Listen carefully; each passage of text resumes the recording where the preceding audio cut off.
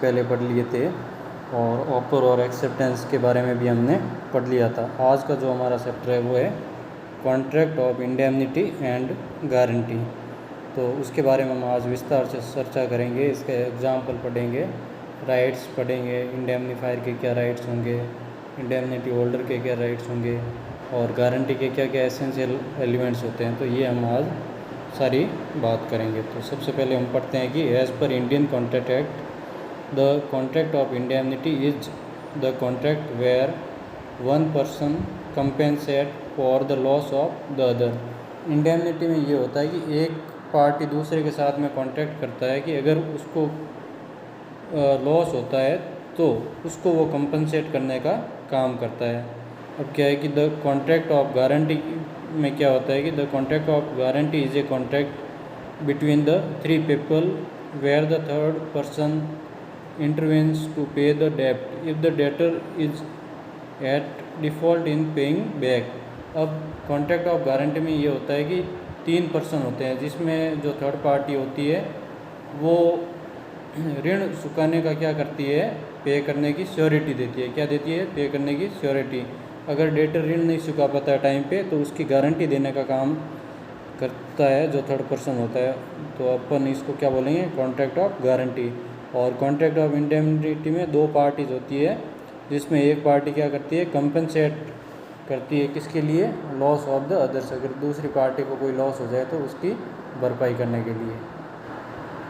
Next हम बात करते हैं कि कॉन्ट्रैक्ट ऑफ इंडेमनिटी, ये वर्ड कहाँ से आया, कौन सी सेक्शन है और इसमें कौन कौन सी पार्टी होगी। तो इसके बारे में बात करते हैं कि the term indemnity is derived from the Latin word indemnis. ये कहाँ से आया है? लैटिन वर्ड इंडेमनिस से, जिसका मतलब क्या होता है? अनइंज्योर्ड और सफरिंग नो डैमेज और लॉस।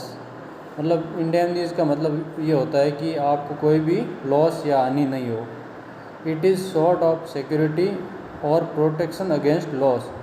इसमें आपकी जो भी प्रॉपर्टी है तो उसको सेफ रखने के लिए ये कॉन्ट्रैक्ट किया जाता है। जैसे आप इंश्योरेंस, फायर इंश्योरेंस करवाते हो तो ये क्या हो गया? कॉन्ट्रैक्ट ऑफ इंडेमनिटी हो गया, जिसमें लॉसेज को वो क्या कर रहा है, एक तरीके से रिकवर करने के लिए आप कॉन्ट्रैक्ट कर रहे हो। जैसे ये बता रहा है क्या कि indemnity is to indemnify one persons by bearing his losses to him by the conduct of promissory और बाय अदर पार्टी। इंडेमनिटी में क्या होगा? एक पर्सन प्रॉमिस करेगा दूसरी, जैसे मान लो आपने किसी कंपनी में जाके किसी एजेंट के थ्रू आपने इंश्योरेंस करवाया फायर इंश्योरेंस का, उसमें क्या होगा कि एक पार्टी का जो भी इंश्योरेंस है वो उसमें क्या होगा? रिकवर होगा। मान लो फायर से अगर डैमेजेस होता है उसकी शॉप में या फैक्ट्री में, तो जो भी डैमेजेस नुकसान होता है उसकी भरपाई कौन करेगा? जो इंश्योरेंस कंपनी है वो करेगी। नेक्स्ट थर्ड पॉइंट है section 124 of the Indian contract act 1872 defines A contract of indemnity as a contract where in one party promises to save others from loss caused to him by the conduct of promiser himself।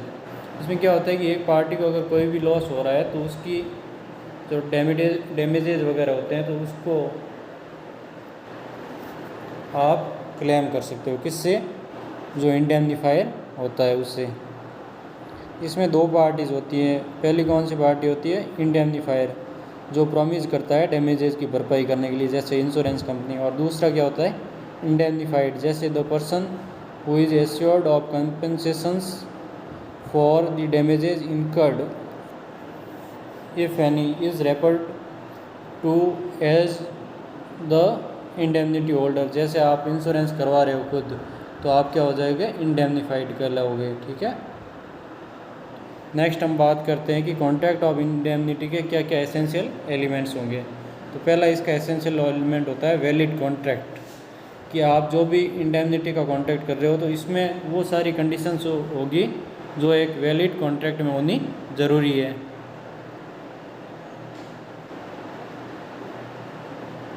दूसरा इसका point है कि law of protection. Indemnity contract जो भी होता है वो किसके लिए होता है? लॉस को प्रोटेक्शन करने के लिए होता है। किसके लिए होता है? लॉस को प्रोटेक्शन करने के लिए होता है। थर्ड इसका पॉइंट है कि पार्टीज़ कौन कौन सी होगी, तो इसमें दो पार्टीज़ होती है। एक होता है इंडेमनीफायर जो लॉस को आपकी भरपाई करने का कॉन्ट्रैक्ट करता है, और दूसरा होता है इंडेमनीफायर। एक इंडेमनीफायर होता है और दूसरा होता है इंडेमनीफाई होल्डर, ठीक है, जो बीमा करवाता है। नेक्स्ट है ये कॉन्ट्रैक्ट ऑफ इंडेमनिटी का, ये एक्सप्रेस भी हो सकता है और इम्प्लाइड भी हो सकता है, जिसमें आइदर कैन बी स्पोकन और रिटन में हो सकता है। नेक्स्ट हम बात करते हैं, अभी हमने पहले बात की थी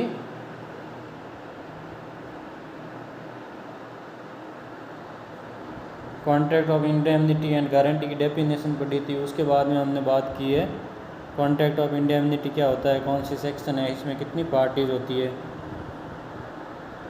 नेक्स्ट हमने बात की है कि essential in the contract of indemnity, क्या क्या एसेंशियल एलिमेंट होते हैं कॉन्ट्रैक्ट ऑफ इंडेमनिटी में। अब हम बात करते हैं क्या क्या टाइप्स होते हैं इंडेमनिटी के, ठीक है। पहला होता है एक्सप्रेस इंडेमनिटी, इसमें क्या हो गया कि this is also known as written indemnity. Under this all the terms and conditions of indemnity are mentioned specifically in the contract. अब मान लो एक्सप्रेस इंडेमनिटी में क्या होगा कि जो भी आपके टर्म्स एंड कंडीशन है वो रिटन में लिखी होगी उसमें कॉन्ट्रैक्ट में। दूसरा होता है the right and the liability of both parties are clearly set out in the agreement. जो भी राइट एंड लायबिलिटी है वो पार्टीज की क्लियरली एग्रीमेंट में लिखा हुआ हो। थर्ड है this type of agreement includes insurance indemnity contract, construction contract और एजेंसी कॉन्ट्रैक्ट। जैसे इंश्योरेंस का कोई आप कॉन्ट्रैक्ट करते हो तो वो हो गया, कंस्ट्रक्शन का कॉन्ट्रैक्ट करते हो तो वो हो गया, या फिर एजेंसी का कोई भी कॉन्ट्रैक्ट करते हो तो उस टाइप का। तो ये सारे कॉन्ट्रैक्ट क्या कहलाएंगे, एक्सप्रेस इंडेमनिटी। सेकंड होता है इम्प्लाइड इंडेमनिटी। इम्प्लाइड में क्या होगा कि it refers to that indemnity where in the obligation arises from the fact and the conduct of the parties involve.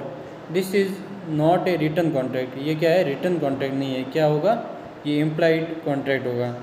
इसका the core example of this type of indemnity is the master servant relationship. अब master servant की मान लो कोई relationship है तो उसमें written में agreement नहीं होगा, क्योंकि अब मान लो आपने कोई एजेंसी ले रखी है और उसके लिए आपने कोई कर्मचारी हायर कर रखे हैं, तो मास्टर क्या होगा, अगर कोई भी इंडेमनिटी हो जाती है सर्वेंट को या आपके गुड्स को, तो मास्टर क्या होगा, उसके लिए लाइबल होगा, ठीक है।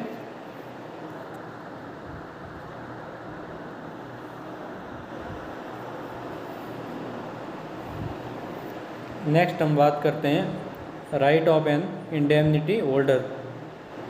जो इंडेमनिटी होल्डर होता है उसके क्या क्या राइट्स होंगे।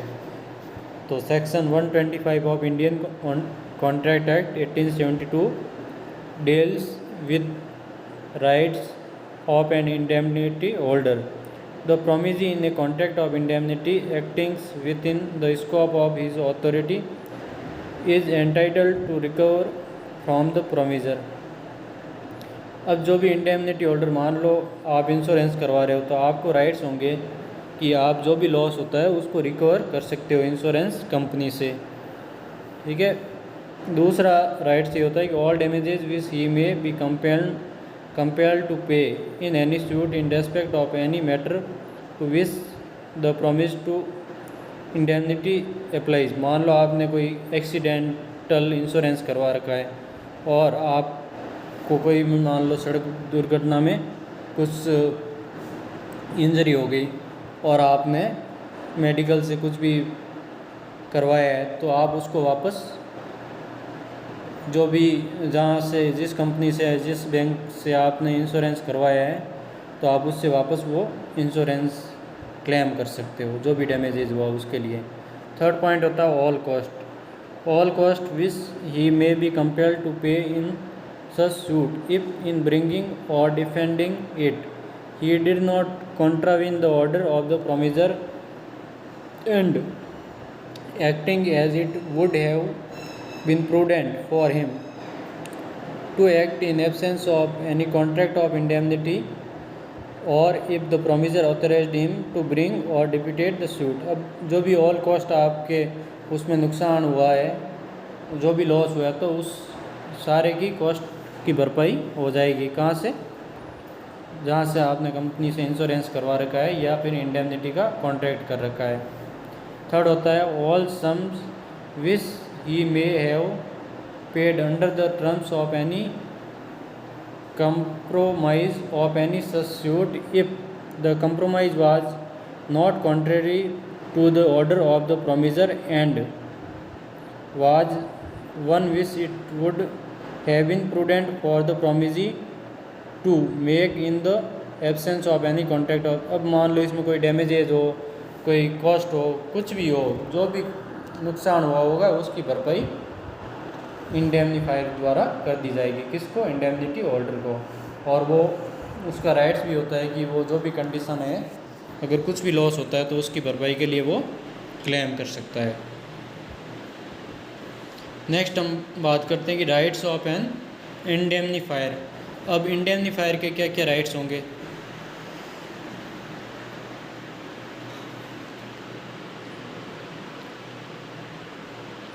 अब पहला राइट्स इसमें होगा after the indemnity holder is paid for the damages incurred the compensator shall have all the rights to all the method and services which can save the compensators from the damages.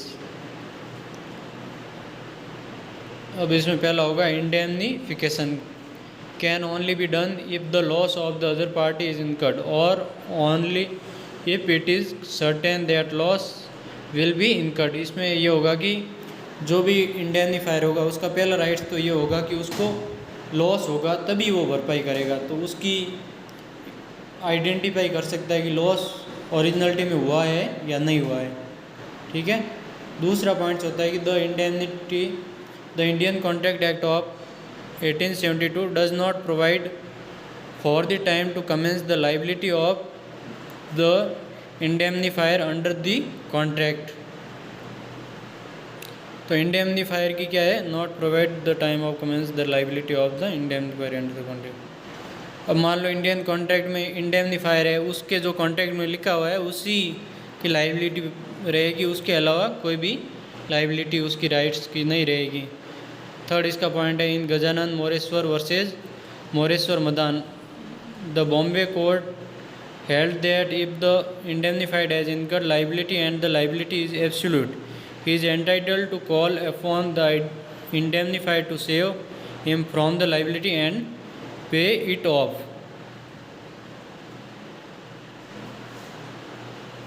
अब इसमें ये है कि उसी liability तक उसकी responsibility रहेगी जहाँ तक वो एब्सोल्यूट है।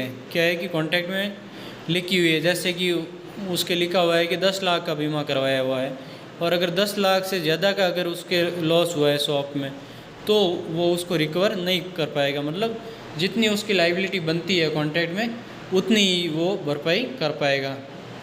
ठीक है। नेक्स्ट है इन Lala Shanti Swarup versus Munshi Singh the supreme court held that the conveyance which contains a covenant whereby the purchaser promises to pay of encumbrances on the sold property is nothing but an implied contract of indemnity whose contract of action arises when actually indemnified। Next अपन बात करते हैं contract of guarantee के बारे में।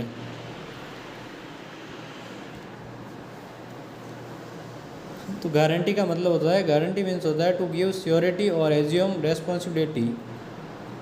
It is an agreement to answer for the debt of another in case he makes default। मान लो आप bank में जाते हो और बैंक वाला आपको बोलता है कि आप किसी सिक्योरिटी को लेके आओ जिसका इस बैंक में खाता हो और अच्छी गुडविल हो, तो उसको अपन क्या बोलते हैं? सिक्योरिटी बोलते हैं। क्या बोलते हैं? गारंटर बोलते हैं। ठीक है। तो कॉन्ट्रैक्ट ऑफ गारंटी अपन इंडियन कॉन्ट्रैक्ट एक्ट की सेक्शन कौन सी है? 126 में बताया गया है कि contract of guarantee is a contract to perform the promise और discharge the liability of a third person in case of his default. अब कॉन्ट्रैक्ट ऑफ गारंटी में ये होता है कि जो भी प्रोमिजर और प्रोमिजी है, अगर प्रोमिजर अपनी लाइबिलिटी को फुलफिल नहीं करता है या मान लो जो भी ऋण ले रखा है उसको पे नहीं करता है, तो जो डिफ़ॉल्ट रहेगा उसके लिए कौन जिम्मेदार रहेगा? उसके लिए थर्ड पर्सन जिम्मेदार रहेगा जो उसकी श्योरिटी दे रहा है। तो इसको बोलते हैं कॉन्ट्रैक्ट ऑफ गारंटी। इसमें 3 पार्टी होती है। पहली पार्टी जो होती है वो होती है श्योरिटी। श्योरिटी कौन होती है? जो उस कॉन्ट्रैक्ट में गारंटी दे रहा है, किसके लिए? श्योरिटी के लिए। और इसकी जो लाइबिलिटी रहेगी वो क्या रहेगी? सेकेंडरी रहती है। ठीक है, अगर प्रिंसिपल डेटर है वो अगर फेल हो जाता है ऑब्लिगेशन पे करने से, पे नहीं करता है पेमेंट, ऋण वापस नहीं चुकाता है, तब सेकंड पार्टी की क्या रहेगी? गारंटी रहेगी। दूसरा है the guarantee is either in format of writing और ऑफ ओरल। गारंटी होती है वो राइटिंग में भी हो सकती है और ओरल भी हो सकती है। नेक्स्ट इसका पॉइंट है कि this contract lets the principal debtor to avail employment, loan और goods on credit, and the surety would ensure repayment in case of any default in the part of debtor. अब मान लो principal debtor जो भी है वो अगर loan वगैरह का पे नहीं करता, वापस क्रेडिट नहीं चुकाता है, तो किसकी डिफ़ॉल्टर की गारंटी रहती है? श्योरिटी इंश्योर करता है कि मैं रीपेमेंट कर दूंगा। जैसे Moon takes length from loan of 5 lakh from UCO bank of Lucknow university branch.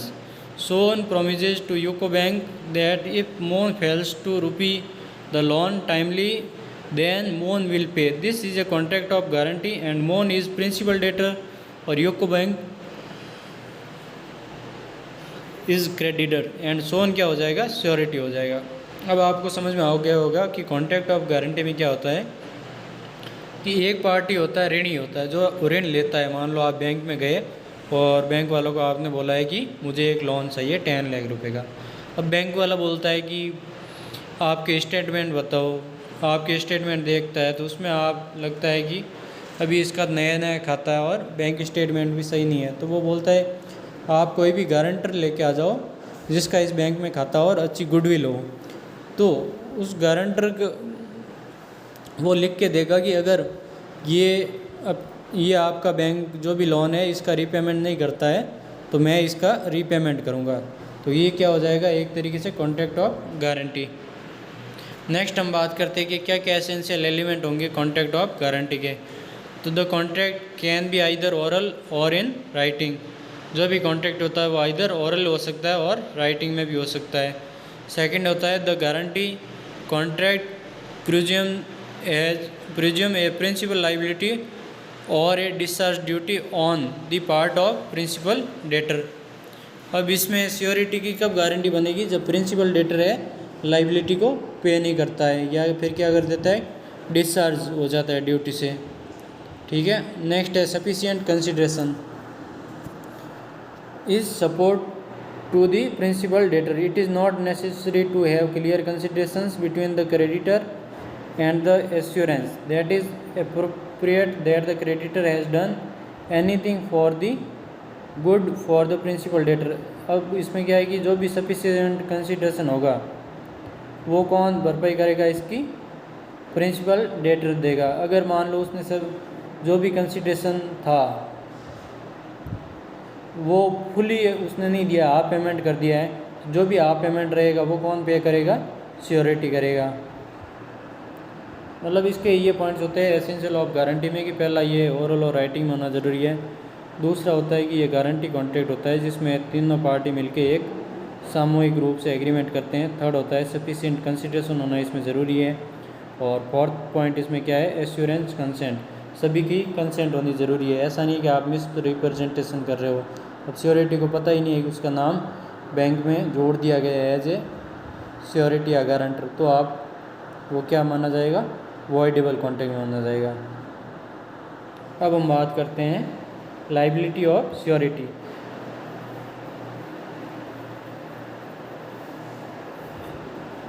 जो आपके कॉन्ट्रैक्ट में गारंटी दे रहा है तो उसकी क्या क्या लाइबिलिटी रहेगी, तो वो बात करते हैं। तो अपन सेक्शन 128 में पढ़ते हैं कि इंडियन कॉन्ट्रैक्ट एक्ट में पहली तो रहेगी कि अगर प्रिंसिपल डेटर कोई भी डेब्ट पे नहीं करता है, ऋण पे नहीं करता है, तो किसकी गारंटी बन जाती है? वो श्योरिटी की गारंटी बन जाती है। दूसरी गारंटी होगी surety's liability is the same as that of principal debtor. मान लो श्योरिटी ने फुल पेमेंट अभी तक नहीं किया है, तो पूरा पेमेंट किसको करना पड़ेगा? श्योरिटी को करना पड़ेगा। अब इसमें प्राइमरी रेस्पॉन्सिबिलिटी किसकी होगी? वो तो होगी प्रिंसिपल डेटर की, बट जो सेकेंडरी रेस्पॉन्सिबिलिटी वो किसकी रहेगी? वो रहेगी श्योरिटी की रहेगी। अब हम बात करते हैं कि राइट्स क्या क्या होते हैं श्योरिटी के। Rights against the principal debtor. अब जो भी प्रिंसिपल डेटर है जिसके साथ में श्योरिटी ने कॉन्ट्रैक्ट किया है, तो उसके अगेंस्ट में क्या राइट्स होगा? तो पहला होता है राइट टू गिव नोटिस। अब जो भी कॉन्ट्रैक्ट कर रहा है उसका नोटिस दे सकता है प्रिंसिपल डेटर को कि आपने अभी तक। हम आगे बात करते हैं कि श्योरिटी के क्या क्या राइट्स होंगे। तो पहले हम बात करेंगे कि अगेंस्ट प्रिंसिपल डेटर क्या राइट्स होंगे और अगेंस्ट क्रेडिटर के उसके क्या राइट्स होंगे। तो प्रिंसिपल जो डेटर्स होता है मेन, उसको वो नोटिस भी दे सकता है कि आपका जो भी लोन है डिफ़ॉल्ट हो चुका है और उसका मेरे पास में नोटिस आ चुका है, या फिर मान लो उसने फुल पेमेंट कर दिया और अभी तक उसको पैसा प्राप्त नहीं हुआ प्रिंसिपल डेटर से, तो उसके लिए भी वो नोटिस निकाल सकता है। सेकंड पॉइंट होता है right of subrogations, right of subrogation. और थर्ड होता है राइट ऑफ इंडेमनिटी। मान लो कोई भी क्षतिपूर्ति हुई है, कोई नुकसान हुआ है, तो उसकी भरपाई भी किससे करवा सकता है? प्रिंसिपल डेटर से करवा सकता है। नेक्स्ट पॉइंट है राइट टू गेट सिक्योरिटी। अब मान लो कोई बैंक से उसने श्योरिटी ने गारंटी दी है, तो उसके अगेंस्ट में वो सिक्योरिटी भी गिरवी रखा सकता है। और नेक्स्ट पॉइंट है कि right to ask for relieve. अब वो अपना नाम है एज ए श्योरिटी हटवा भी सकता है। तो ये 5 उसके प्रिंसिपल डेटर के अगेंस्ट में उसके श्योरिटी के राइट्स होंगे। नेक्स्ट हम पढ़ते हैं कि राइट अगेंस्ट क्रेडिटर, या जो बैंक होता है लोन देता है उसके अगेंस्ट में क्या राइट होगा। पहला होता है राइट टू गेट सिक्योरिटी। अब मान लो कोई भी मॉर्गेज प्रॉपर्टी रख रखी है उसने लोन के अगेंस्ट में, तो अगर वो प्रिंसिपल श्योरिटी है वो पेमेंट कर रहा है फुली बैंक को, तो वो सिक्योरिटी अपने कब्जे में ले सकता है। दूसरा होता है right to ask for set off. अब मान लो पेमेंट उसने कम्प्लीटली कर लिया है और बैंक के पास में कोई प्रॉपर्टी उसकी पड़ी है, तो वो उसको सेट ऑफ भी करवा सकता है उसको बेच के। थर्ड होता है राइट ऑफ सबरोगेशंस। और फोर्थ पॉइंट इसका है right to advise to sue principal debtor. अब वो प्रिंसिपल डेटर के अगेंस्ट में वाद दायर करने के लिए भी बोल सकता है या एडवाइस दे सकता है बैंक को कि आप मेरे से पैसे मांग रहे हो, उससे पहले आप कोर्ट में एक बार जो प्रिंसिपल डेटर है उस पर केस करो, उसके बाद में अगर वो पे नहीं करता है तो फिर मैं पैसे कम्प्लीटली पे कर दूंगा।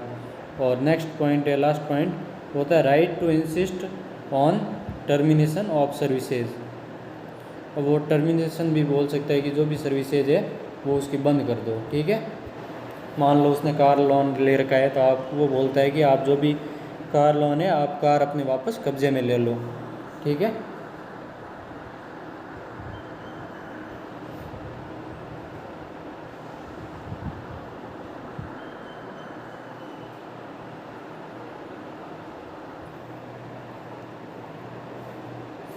उसके बाद हम बात करते हैं कि कॉन्ट्रैक्ट ऑफ इंडेमनिटी और कॉन्ट्रैक्ट ऑफ गारंटी में क्या डिफरेंसेस है।